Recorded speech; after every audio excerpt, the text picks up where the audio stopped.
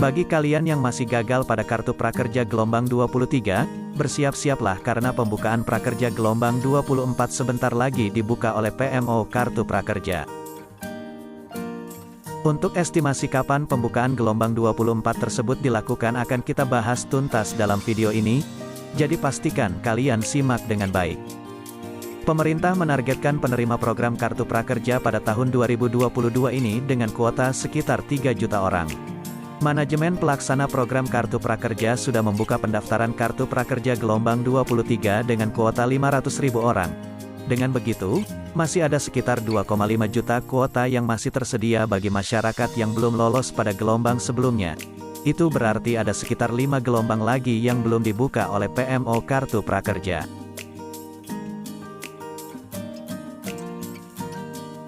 Diketahui, pengumuman hasil seleksi gelombang 23 telah diumumkan pada Rabu, tanggal 9 Maret kemarin.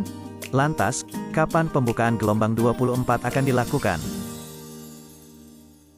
Jika pada prakerja tahun ini menggunakan skema yang sama dengan prakerja tahun lalu, maka, pembukaan gelombang berikutnya akan dilakukan 1-3 hari setelah pengumuman kelulusan gelombang sebelumnya. Seperti contoh, jika pengumuman kelulusan gelombang 23 dilakukan pada tanggal 9 Maret, itu berarti pembukaan gelombang berikutnya akan dilakukan pada 10 sampai tanggal 12 Maret mendatang. Jadi, bagi kalian yang belum lolos, bersiaplah pada seleksi gelombang 24 yang akan dibuka PMO sebentar lagi. Pada Kartu Prakerja gelombang 23 ini hanya menerima 500.000 peserta, tentu jumlah itu jauh lebih sedikit dibandingkan dengan Kartu Prakerja tahun 2021 lalu, yang mempunyai kuota sebanyak 800.000 setiap gelombang. Jadi, peluang lolos pada gelombang prakerja di tahun ini menjadi lebih sedikit. Pemerintah telah menetapkan beberapa ketentuan serta beberapa kriteria untuk masyarakat yang bisa lolos sebagai peserta Kartu Prakerja. Pada dasarnya, program Kartu Prakerja terbuka untuk semua warga negara Indonesia yang berusia 18 tahun dan tidak sedang mengikuti pendidikan formal. Namun, meskipun begitu masih banyak masyarakat yang mengeluhkan tidak bisa lolos dan kesulitan dalam mendaftar program Kartu Prakerja. Sebelum mendaftar, ada baiknya pastikan kamu termasuk orang yang berhak menerima program ini atau sebaliknya. Sejatinya ada daftar terlarang yang disiapkan manajemen agar masyarakat tertentu tidak bisa lolos Kartu Prakerja.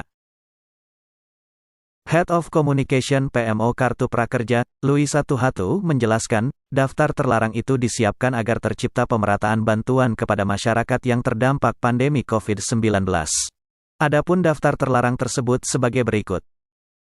Pertama, pendaftar yang masuk daftar terlarang yakni pendaftar sudah pernah lolos di gelombang sebelumnya.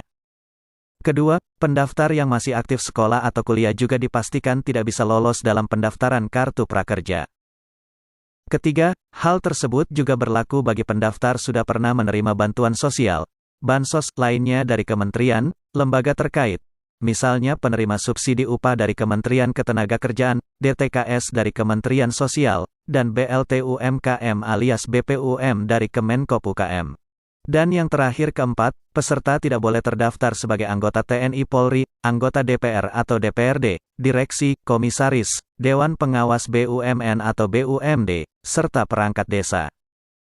Apakah alumni Kartu Prakerja tahun 2020 bisa mendaftar lagi? Jawabannya adalah tidak, karena program Kartu Prakerja hanya bisa diterima 1 kali seumur hidup. Jadi bagi mereka yang sudah pernah menerima di tahun 2020 tidak bisa ikut lagi, kata Direktur Eksekutif Manajemen Pelaksana Program Kartu Prakerja Luisa Tuhatu.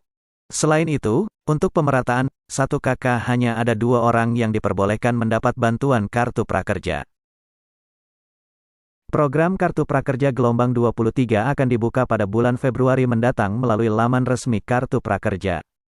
Informasi tersebut diumumkan oleh Menteri Koordinator Bidang Perekonomian, Airlangga Hartarto.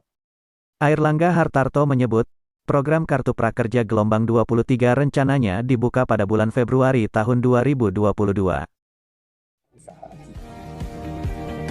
Saya menyampaikan bahwa program akan terus dilanjutkan. Depan anggaran di tahun 2022 adalah sebesar 11 triliun dan di semester 1 masih menggunakan sistem yang sama yaitu semi bansos. Sementara di semester 2 akan dijalankan secara hybrid, baik offline maupun online. Saya mengajak Bapak Ibu untuk terus.